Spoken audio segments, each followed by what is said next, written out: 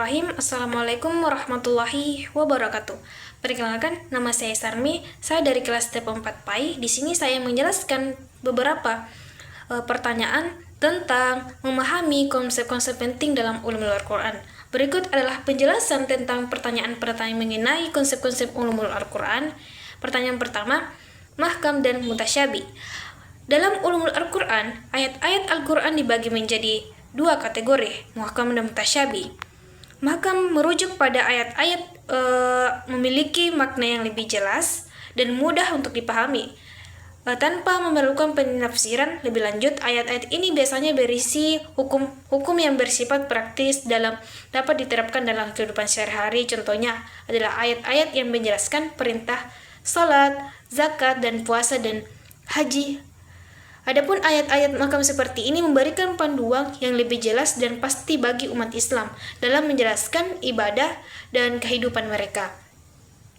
Adapun mutasyabih di sisi lain merujuk pada ayat-ayat yang maknanya tidak langsung jelas dan memerlukan penafsiran ayat atau takwil. Ayat-ayat ini biasanya berisi tentang sifat-sifat Allah Subhanahu wa taala seperti tangan atau wajah, atau tentang hal-hal yang bersifat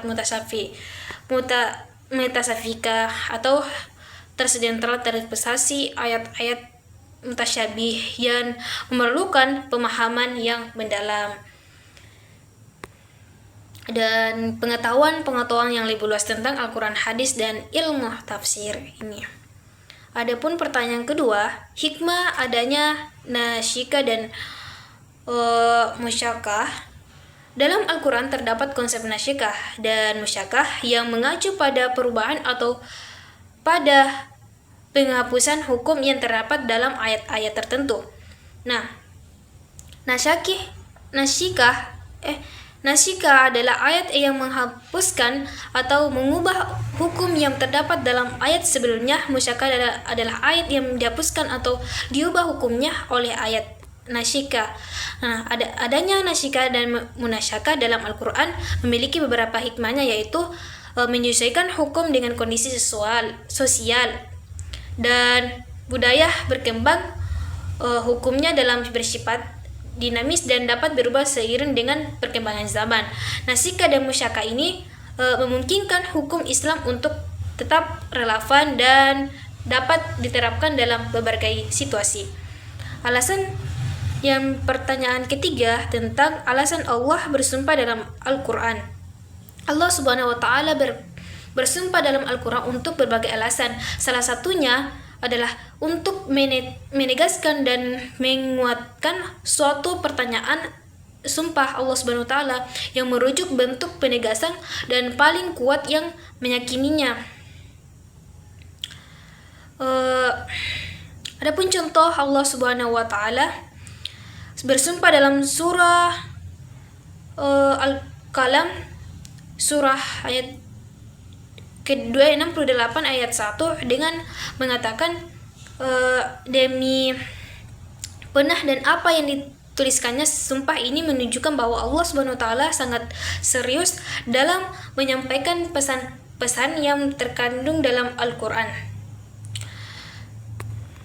Adapun pertanyaan keempat, asma dalam Al-Quran. Asma dalam Al-Quran perumpamaan atau kisahnya yang digunakan dalam Allah Subhanahu wa taala dalam Al-Quran untuk memperjelas suatu makna atau pesan.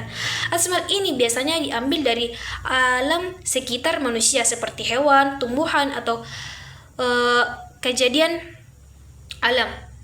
Nah, contohnya Allah Subhanahu wa taala menggunakan pengamaan tentang semut dalam surat An-Naml surah ke-27 ayat 8 sampai 19. Betapa kecilnya manusia di hadapan Allah Subhanahu wa taala. Asma ini membantu manusia untuk memahami kebesaran Allah Subhanahu wa taala dan betapa pentingnya untuk berserah diri kepada Allah Subhanahu wa taala. Adapun pertanyaan kelima, tujuan Allah memerintahkan kisah umat terlebih dahulu. Adapun Allah Subhanahu wa taala memerintahkan kisah-kisah umat terdahulu dalam Al-Quran atau untuk berbagai tujuan, yaitu memberikan pelajaran dan nasihat bagi umat Islam. Kisah-kisah umat terdahulu dapat dijadikan pelajaran bagi umat Islam untuk menghindari kesalahan yang pernah dilakukan oleh umat sebelumnya. Contohnya kisah Nabi Nuh alaihissalam yang menceritakan tentang kekafiran dan kemaksiatan umat Islam, kemaksiatan umatnya yang akhirnya dibinasakan oleh Allah Subhanahu wa taala. Dengan pembelajaran dan memahami konsep-konsep ini, kita dapat lebih memahami isi Al-Quran dan mengambil hikmah dan setiap ayatnya. Inilah penjelasan singkat dari saya. Saya tutup dengan akhirul kata. Assalamualaikum warahmatullahi wabarakatuh.